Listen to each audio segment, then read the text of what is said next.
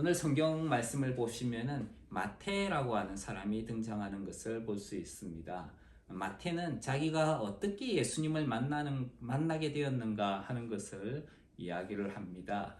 9절 말씀에 보면은 이렇게 이야기를 하고 있습니다. 9절 한번 같이 읽겠습니다. 시작. 예수께서 거기서 떠나 지나가시다가 마태라 하는 사람이 세관에 앉은 것을 보시고 이르시되 나를 쫓으라 하시니 일어나 쫓으니라. 아멘. 우리 인생에서 전환점이 있다면은 누구를 만나는가에 따라서 전환점이 많이 발생하기도 합니다. 마태는 자기가 만난 예수님에 대한 이야기를 하면서 그의 인생이 어떻게 바뀌었는지를 또 크게 경험하였습니다. 예수님께서 중풍병자의 병을 고치신 다음에 거기를 떠나가시면서 예수님은 세관에 앉아있던 마태를 만나십니다. 세관이라고 하는 것은 우리가 잘 알다시피 세금을 거두는 기관이지요. 당시의 세관은 로마가 식민지에 있는 사람들로부터 세금을 거둬들이기 위해서 만든 기관입니다. 여기에서 일하는 사람들을 보통 세리라고 부릅니다. 세관은 혹은 세리라고 부르는데 이 사람들은 자기 민족에게 세금을 거둬들여 가지고 로마에다가 전달을 했어요. 자기 민족으로부터 세금을 거둬들이고 그리고 이방 민족에게 돈을 전달을 하니까 자기 민족의 사람들에게 그렇게 좋은 인상을 주지는 못했습니다.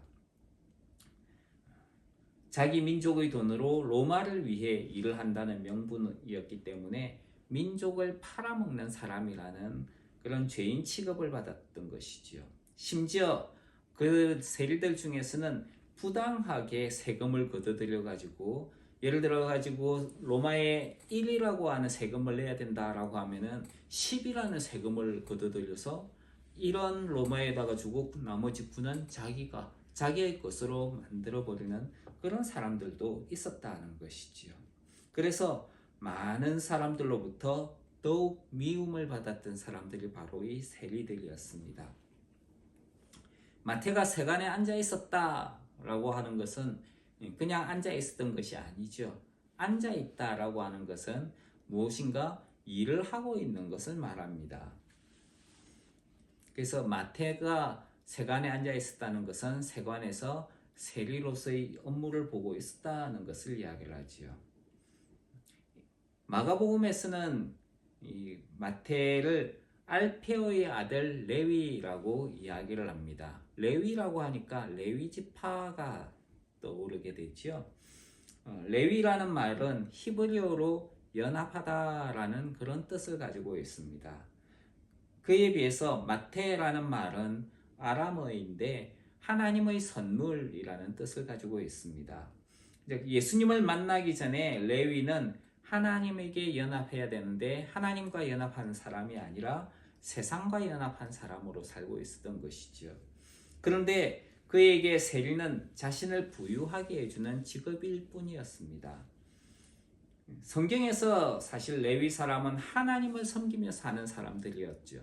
그런데 세리가 된 이 레위는 돈과 로마 제국을 섬기면서 살았습니다. 하나님이 아니라 세상을 섬기는 사람으로 살고 있었다는 것이지요. 오늘날 우리 인간의 모습, 예수님을 믿기 전의 인간의 모습은 바로 이 마태의 모습과 차이가 없어 보입니다. 먹고 사는 생계를 위해서 세리의 일을 했다면은 하나님의 형상으로 지음을 받은 우리도 하나님을 떠나서 생계를 위해서 사는 모습을 가지고 있었다는 것입니다. 내가 먹고 살기 위해서 그렇게 살았다는 것이지요. 세리가 돈을 위해 사는 사람이었다면 우리도 돈과 명예를 위해서 사는 사람들이었습니다. 세리가 로마를 섬겼듯이 우리는 하나님 대신에 세상 나라를 섬기고 있었던 사람입니다. 그래서 세상의 가치를 가장 귀하게 여기며 살았던 것이지요. 그런데 그 예수님께서 지나가시면서 세관에 앉아있던 마태를 보셨다라고 이야기를 합니다. 여기서 마태는 그냥 평소에 하던 대로 세간에 앉아서 업무를 보고 있었을 뿐입니다. 그런데 마테라 하는 사람이 세간에 앉은 것을 보셨다라고 9절에 이야기를 하지요. 보다라는 말은 그냥 눈으로 본 것을 이야기를 하는 것이 아니라 주목하여 보는 것입니다. 유심히 쳐다보는 거예요. 예수님은 지나가시는 길이었지만은 그 와중에도 마태를 주목하여서 보셨다는 것입니다. 하나님의 행하심은 대충 하지 않습니다. 하나님은 우리를 주목해서 보시는 분이라는 거예요. 하나님께서 옛날에 아브라함에게 독자 이삭을 바치라 라고 하셨습니다. 그때 하나님은 아브라함을 주목하여 보셨습니다. 아브라함이 칼을 들어 독자 이삭을 죽이려고 할 때에 아브라함을 부르시며 그를 제지하셨죠. 그리고 이삭을 대신하여 수양을 준비하시고 이삭을 죽이지 못하게 하셨습니다. 그래서 그것을 여호와 이레라고 이야기를 하죠. 하나님께서 준비하신다, 하나님께서 예비하신다라는 말입니다. 근데 이레라는 말은 보다라는 그런 말을 하고 있습니다. 그런 의미예요. 하나님께서 보실 것이다. 그것이 여호와 이레인데 하나님이 보셨으니까 하나님께서 미리 준비하신다는 의미로 이제 사용이 되는 것입니다. 하나님께서 보실 때에 그 구원이 예비가 되었던 것이지요. 마태를 예수님께서 주목하여 보셨다 하는 것은 그에게 마태가 하나님의 구원을 받도록 하기 위해서 예수님께서 보셨다라는 것을 알 수 있습니다. 하나님이 아닌 다른 것을 섬기는 것에서 돌이켜 하나님을 섬기는 존재로 하나님께서 회복을 시켜주시는 것이지요. 그렇다면 예수님께서 그냥 지나가시다가 마태를 보셨다라고 하는 것은 그냥 우연히 일어난 사건이 아니라 예수님의 어떤 의도가 있었다는 것을 알 수 있습니다. 하나님께서 의도를 가지고 마태를 찾아가셨다는 것이지요. 우리가 걸음을 옮길 때에도 마찬가지입니다. 우리는 그냥 대충 사는 것 같지만은 그러나 거기에는 하나님의 인도하심과 의도하심이 있다는 것을 우리는 알아야 됩니다. 하나님은 모든 상황을 이끌고 계신 분이기 때문입니다. 우리는 하나님의 마음과 뜻을 알게 해달라고 하나님께 마음과 길을 열어놓아야 합니다. 마태를 만나신 예수님은 나를 쫓으라 라고 이야기를 하셨습니다. 마태를 제자로 부르신 것이지요. 단순히 구원을 얻은 것이 아니라 하나님의 사역자로 마태를 부른 것입니다. 마태를 부르신 하나님은 우리를 그 은혜로 함께 부르고 계십니다. 그리고 우리도 하나님의 사역자로 우리를 부르고 계신다는 것이지요. 마태가 정말 회개하고 하나님의 사람이 되었을까? 이렇게 예수님을 만난 마태는 예수님을 자기의 집으로 초대를 합니다. 그리고 거기에서 함께 식사를 하는 모습을 볼 수 있습니다. 마태는 자신을 부르신 예수님께 감사하는 마음이 있었던 것을 알 수가 있습니다. 10절 말씀을 한번 읽겠습니다. 10절 시작. 예수께서 마태의 집에 앉아 음식을 잡수실 때에 많은 세리와 죄인들이 와서 예수와 그 제자들과 함께 앉았더니, 마태가 예수님을 자기의 집으로 초대를 해서 식사의 교제를 가졌다. 식사의 교제를 가진다는 것은 그 당시에 그냥 밥을 먹기 위한 것이 아니라 교제를 하기 위한 거예요. 친밀함을 가지기 위한 것입니다. 자기 집으로 불러서 교제를 가지는 것, 이걸 뭐라고 이야기를 하느냐 하면은 영접이라고 이야기를 합니다. 우리 성경에 보면은 영접하는 자, 곧 그 이름을 믿는 자들에게는 하나님의 자녀가 되는 권세를 주신다라고 이야기를 하잖아요. 이때의 영접이라고 하는 것은 그냥 단순히 믿는다는 것이 아니라 손님을 맞아들이고 또 그 손님과 교제하는 거예요. 그래서 영접의 목적은 음식을 먹는 데 있는 것이 아니라 교제에 있습니다. 그 관계를 맺는 것이지요. 영접하는 자에게 하나님의 자녀의 권세를 주신다고 요한복음 1장 12절에서는 말씀하고 있지요. 보통 우리가 손님을 영접할 때 제일 먼저 하는 일은 무엇일까요? 제일 먼저 보통 하게 되는 것은 청소입니다. 그리고 음식을 준비를 하지요. 그리고 손님을 맞이하기 위한 옷으로 갈아입습니다. 그리고 손님이 오시면은 집으로 모셔드리고, 그리고 그 손님과 함께 음식을 먹으면서 교제를 나누게 됩니다.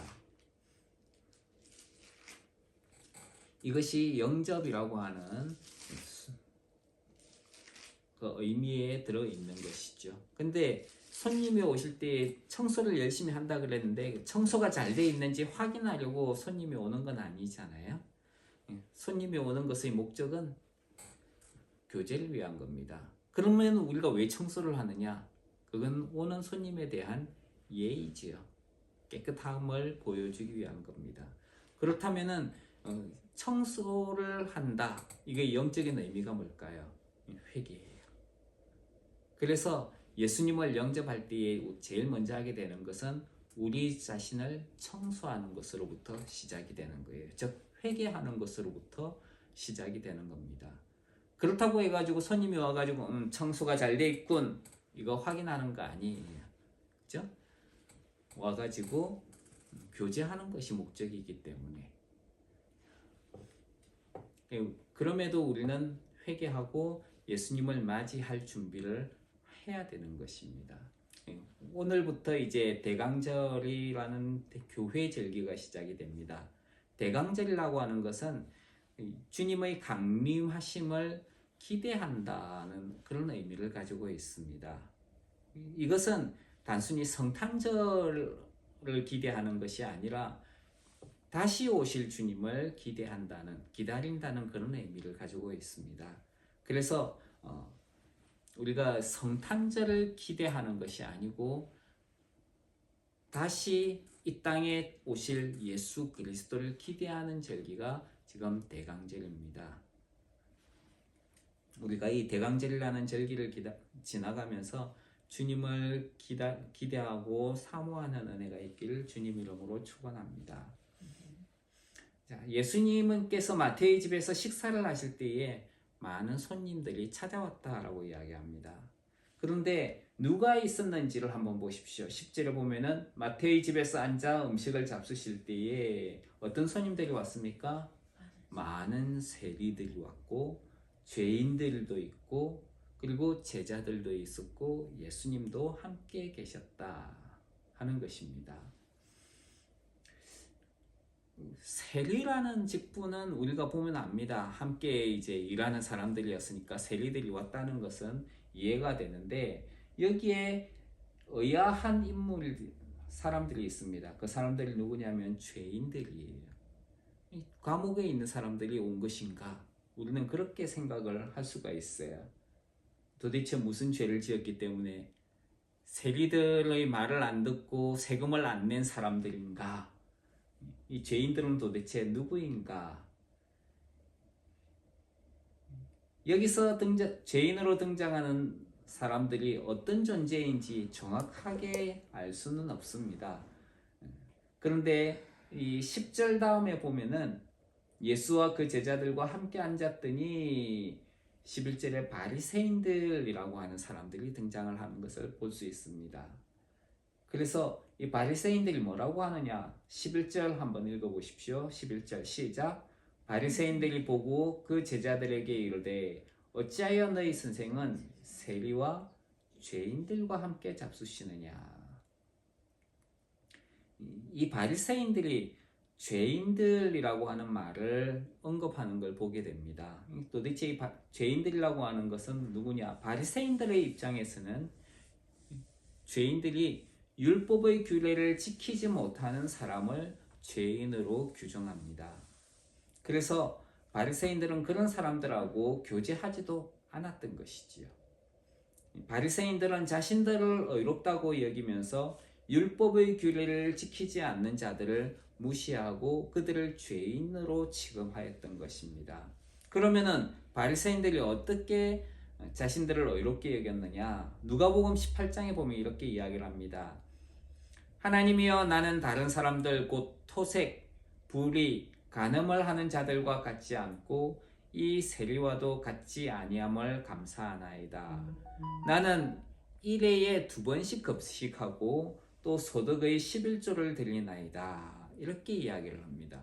그러니까 이 바리새인들은 무엇을 어떻게 자기 자신들을 의롭다고 하느냐 하면은 남의 것을 함부로 뺏어가든지 의롭지 않은 일을 한다든지 간음을 하는 일을 하지 않든지, 그리고 일주일에 2번씩이나 금식을 해야 되고 11조를 바치는 것, 이런 것들로 자신들은 내가 이런 걸 잘하고 있으니까 나는 의롭다라고 그렇게 여겼던 것입니다.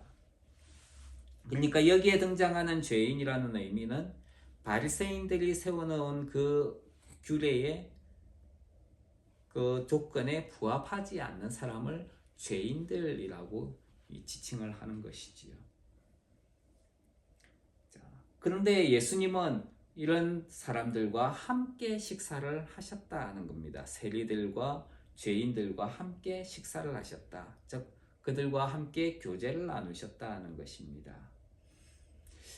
이런 것들을 보면은 우리가 세상 사람들을 어떻게 대해야 하는가 하는 것을 한번 생각해 볼 필요가 있습니다. 어떤 사람들은 세상에 있는 사람들이 악하기 때문에 우리는 세상과 상종해서는 안 된다라고 이야기를 합니다. 예수님을 믿지 않는 사람을 전혀 만나지 않으려고 하는 것이지요. 하지만 예수님은 그런 사람들을 만나셨다라고 이야기를 합니다. 그들과 교제를 하셨다라고 이야기를 합니다. 또 어떤 사람들은 예수님이 세상의 모든 사람들을 만나시고 교제를 하셨으니까 나도 그래야겠다라고 하면서 흥청망청 사는 사람들이 있습니다. 술을 마시고 담배를 피고 그리고 세상의 문화를 받아들이는 것이지요. 세상 사람들과 교제를 위해 술을 마시고 교제하는 것은 아무런 문제가 되지 않는다는 것입니다. 이거는 세상을 수용하는 것이고 세상을 본받는 것이지 결코 그것이 하나님께서는 우리에게 그것을 요구하지 않으세요. 우리는 세상 가운데에서 오히려 거룩한 하나님의 사람으로 드러나야 됩니다. 그래서 성경은 우리에게 세상을 다스리고 정복하라 라고 이야기를 합니다. 세상에 있는 문화를 교회가 이끌고 주도를 해야 된다는 거예요. 세상을 적대시하거나 흡수되어서는 안 되고 세상의 문화를 다스리고 이끌어가야 된다는 것입니다.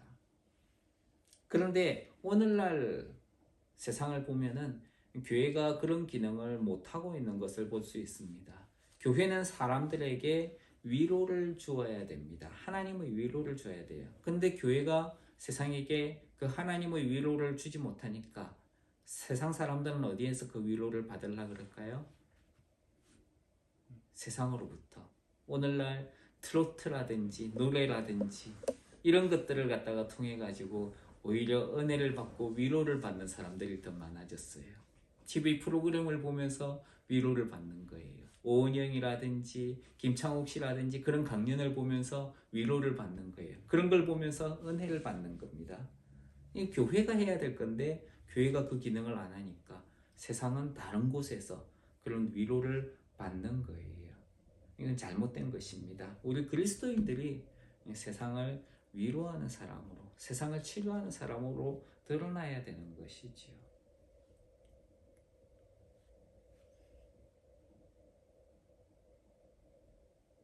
그래서 우리 그리스도인들을 통해서 세상이 하나님의 위로를 받는 은혜가 있길, 우리 성도님들을 통해서, 아름교회 성도들을 통해서 그런 은혜가 있기를 주님 이름으로 축원합니다.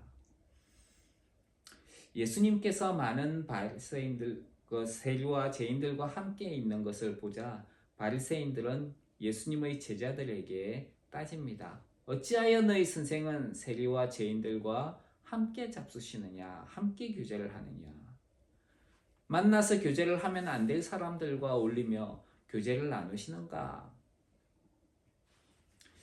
근데 사실 여기에서 바리새인들의 행동이 좀 비겁한 것을 볼 수 있습니다. 왜냐하면은 예수님이 그 자리에 계시면은 바리새인들이 예수님께 바로 따지면 되거든요.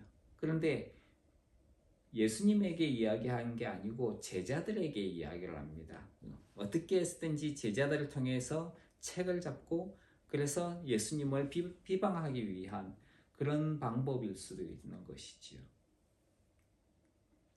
비겁한 것이지요. 예수님은 그런 바리새인들의 이야기를 들으셨습니다. 그리고 말씀하시지요. 12절에 있는 말씀 한번 읽겠습니다. 시작. 예수께서 들으시고 이르시되 건강한 자에게는 의원이 쓸데없고 병든 자에게라야 쓸데있느니라. 너희 바리새인들은 스스로 건강하다고 하느냐? 그렇다면은 자기가 병들어 있으면서도 건강하다고 착각하는 너희는 건강하다고 착각하는 병자들이다. 이렇게 이야기를 하고 있는 것이죠. 내가 너희 바리새인들과 같이 스스로 의롭다고 생각하는 이들과 교제를 하지 않을 것이다. 너희는 교만하기 때문이다. 하나님은 공고한 사람을 구원하시고 교만한 자를 살피사 낮추시는 분입니다. 하나님은 겸손히 자신을 낮추는 이에게 자신을 나타내시고 가까이 하시며 만나주시는 분입니다. 예수님은 바리새인들에게 이렇게 이야기를 하시죠. 13절 한번 읽겠습니다. 시작. 너희는 가서 내가 긍휼을 원하고 제사를 원치 아니하노라 하신 뜻이 무엇인지 배우라. 내가 의인을 부르러 온 것이 아니요 죄인을 부르러 왔노라 하시니라. 이 말씀은 호세아서 6장 6절에 있는 말씀을 인용하신 것입니다. 하나님을 떠난 이스라엘 백성들이 하나님께 행음과 같은 이방신을 섬기면서 죄악을 행하자 그들이 자신들의 잘못을 깨달아 회개하고 하나님께 돌아오기를 기다리신다면서 이스라엘을 향한 하나님의 마음이 어떠한지를 알려주고 있는 말씀입니다. 이스라엘은 하나님께 제사와 같은 형식을 유지하면서 나는 그래도 하나님 잘 섬기고 있다라고 생각하였습니다. 그런데 정작 하나님께서 원하시는 것은 형식이 아니라 하나님을 인격적으로 아는 것이었습니다. 하나님은 형식적이고 가식적인 제사를 중요하게 여기는 것이 아니라 하나님의 뜻을 아는 것을 더 중요하게 여기셨습니다. 바리새인들은 호세아 성경에 나오는 것과 같이 다른 사람을 향하여 긍휼히 여기는 마음이 없이 제사와 같은 율법과 형식을 더 중요하게 여겼던 사람들인 것입니다. 율법과 형식에 얽매인 바리새인과 같은 모습을 오늘날 많이 쳐다보게 됩니다. 특히 교회 안에 종교인이라고 하는 사람들 가운데 이런 모습들을 많이 보게 됩니다. 자기가 아는 지식으로 다른 사람을 비난하고 판단하는 사람들이 있습니다. 다른 사람들의 아픔이 자기의 가시끌림받게 되지 않는 것이지요. 그래서 다른 사람들의 아픔보다 자기 생각으로 사람들을 정죄하는 경우도 있습니다.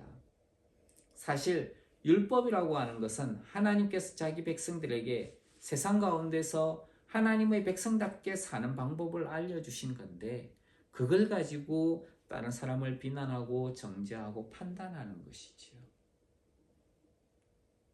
우리는 율법이라고 하는 하나님께서 주신 그 법을 통해 가지고 하나님의 마음이 무엇인가 하는 것을 알아야 합니다. 다른 사람들을 비난하고 정죄하라고 우리에게 주어주신 것이 아니라는 것입니다. 십계명의 첫 부분에 보면은 너는 나 외에는 다른 신들을 내게 있게 말지니라 이렇게 이야기했습니다. 이것은 오직 하나님만 섬기라는 말씀이죠. 하나님 외에 신들을 섬기는 것은 우상 숭배입니다. 그리고 신들이라고 했기 때문에 하나의 신이 아니라 여러 신을 가리키지요.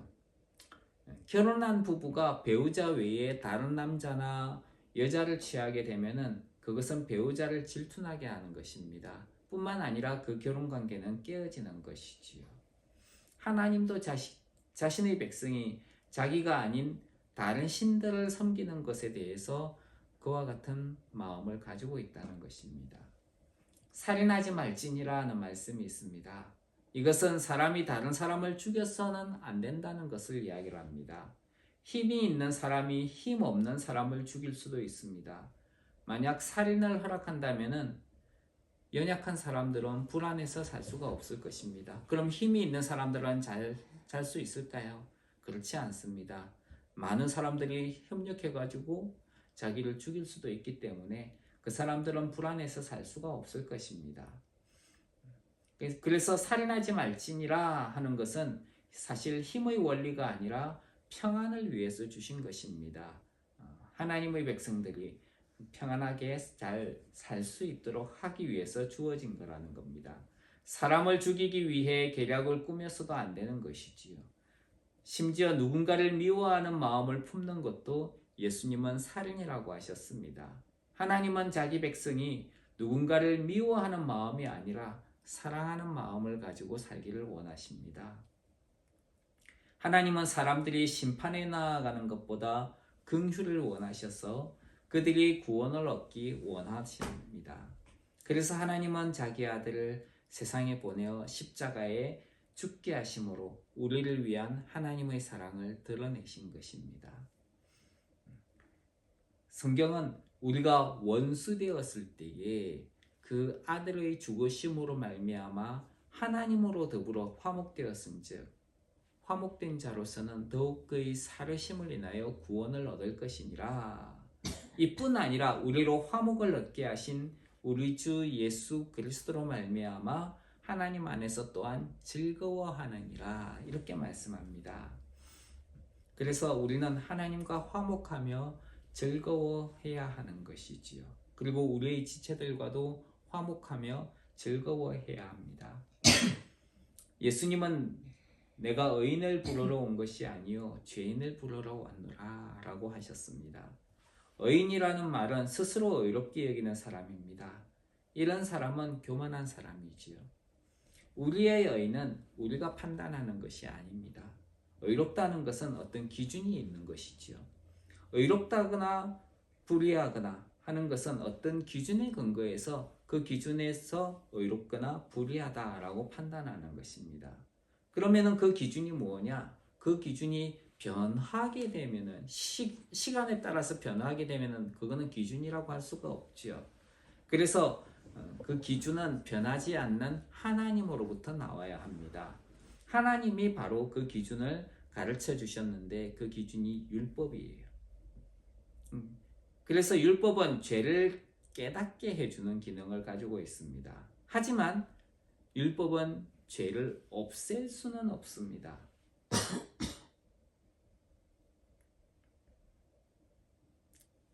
모든 사람이 죄를 범하였음에 하나님의 영광에 이를 수 없었다라고 이야기를 합니다.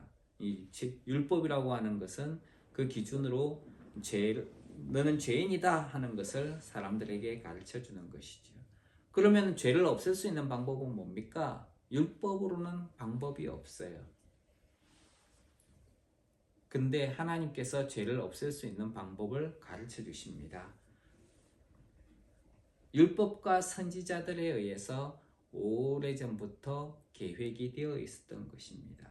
그것은 예수 그리스도를 믿음으로 의롭게 되는 것입니다. 죄인은 하나님의 영광에 이를 수 없습니다. 하나님으로부터도 의롭다고 인정을 받지 못합니다. 그런데 예수님께서 우리를 위한 화목 제물과 속죄 제물이 되어서 십자가에 못 박혀 죽으셨습니다. 죄인은 죄인의 죽음을 요구합니다. 이것이 하나님의 의이죠. 하지만 하나님의 사랑은 죄인을 용서하고 싶어 합니다. 그래서 여기에서 하나님의 의와 하나님의 사랑이 서로 부딪히는 것을 볼 수 있습니다. 하나님의 의는 사람은 죄인이기 때문에 죽어야 된다. 하나님의 사랑은 그래도 용서해 줘야 된다. 어떻게 이것이 하나가 될 수 있을 것인가? 그래서 이 두 개가 딜레마라고 이야기를 하죠. 부딪히는 거예요. 하나님은 그러면 이 문제를 어떻게 해결하실까? 그래서 죄인 대신에 죄인으로 오신 죄인처럼 이 땅에 오신 예수님께서 십자가에서 죽임을 당하게 됩니다. 즉 하나님의 의와 하나님의 사랑이 십자가에서 만나게 되는 것이지요.